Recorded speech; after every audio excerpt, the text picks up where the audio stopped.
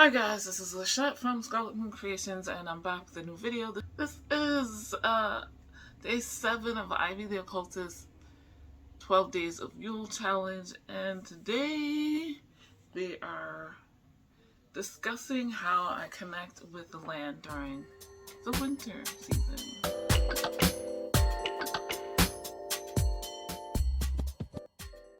I really had to think about this. I was unsure of what I would say. And to be perfectly honest, knee-jerk reaction was to skip this, even though part of my practice is being a green witch and an herbalist and working with plants and things like that. I just never really consciously, well, not never. Up until recent years, I didn't really consciously think about what I did during the winter time. I can think that change to the Herbal Apothecary book by, I hope I pronounce this right, Marisia Mirnovsky. I just found that book absolutely fascinating and helping me consciously think about cycles and what I do each season, and giving me new ideas of what I can do. Well, anyway. What do I do? Well, I go and connect with the land, I guess. This started before the pandemic, but I think during it became more of a conscious practice for me because there were less people out and I needed that outlet. And not just because of the pandemic, but by 2019, I knew, since I was no longer working in the parks department and I had gone quite some time, I needed some way to connect with the land on a regular basis. Anyway,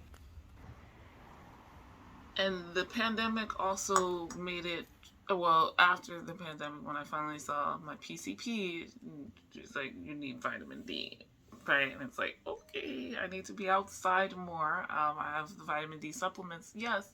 However, going out even during the winter time will help me. So that's what I've been doing. Going out for walks in nature. I have this like low-key goal personally, to visit every park in New York City and like green spaces. I mean, not like playgrounds and pools. Those, I mean, that's nice too, but the nature, right? To experience the myriad types that the city has to offer. And when I say it's a low-key goal, I mean, like, I don't have a set date to accomplish it. There are several thousand parks in New York City, even though this city is like somewhere between 5 and 10 square miles. But I appreciate the green spaces that are created wherever they can be.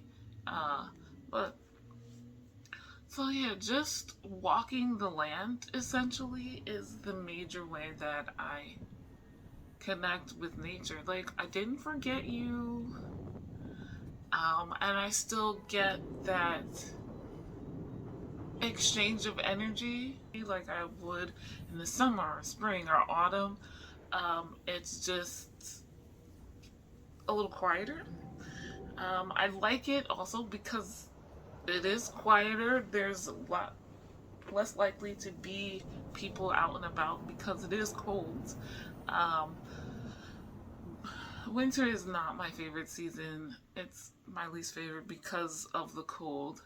But a couple of things have changed. One, I'm older and therefore bigger than I was when I was younger.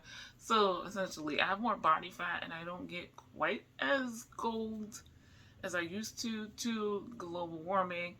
Um, it half the time doesn't even get cold enough to snow here. I should say no, not half the time. We are going on over 600 days with no snow in New York City. Unheard of. Unheard of. Point blank. Period. um, so, and it growing up got quite a lot colder than that. Too cold to snow, in fact. The other thing is just knowing that going out and being in the sunlight, even when it's cold, moving around will keep me warm, helps me keep that goal in mind. Get outside. It's hard when you work from home. When you don't work from home, like, you have to go outside at least to get to work, right? Visiting the lands, the Foodway and Concrete Plant Park, I don't necessarily do anything. I am just visiting old friends, essentially, or going to a big park much closer, where my family and I have had so many, like, barbecues and gone swimming and played lakeside and played in the playgrounds in Crotona Park here.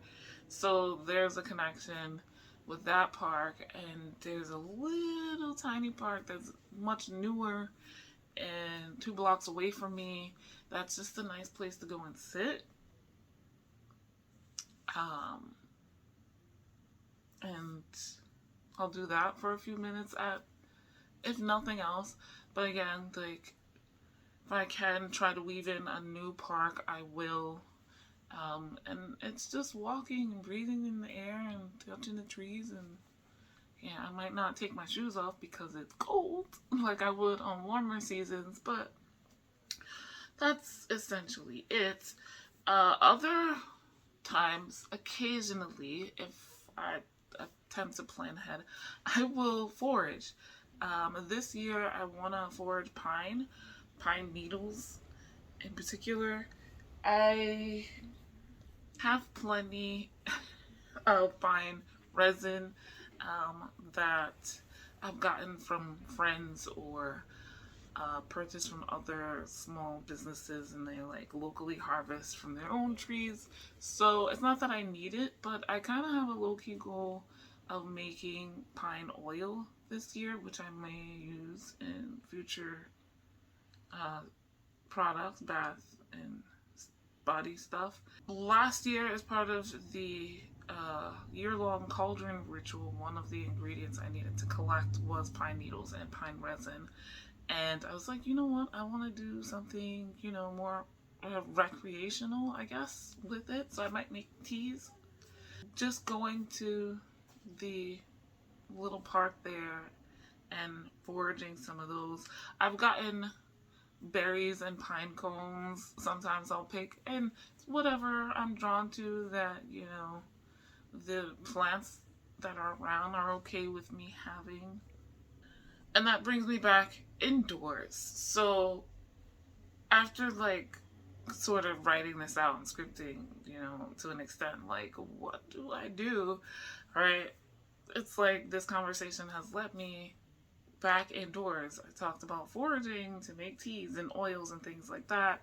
And that is still a connection with the land, not Earth, the planet, as it is when I'm outdoors, but more like what has come from the land.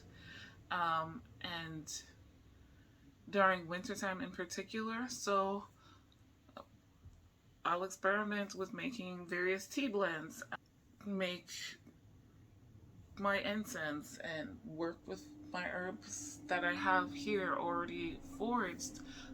Recently, I got some chickweed and cleavers that were already growing in the foodway, and so I've chopped those up and frozen them, and I'll use them in my ramen and my eggs. It's, in bringing the land into my home and my practice. And at this point, also, since I do want to do more magical rituals, I will probably do stuff for that as well. Not exactly sure what. I have to sit and think about some of the correspondences, or what do I want to do magic for. I don't know yet. Off the top of my head. Yeah, that's how I connect with the land and with nature during the winter.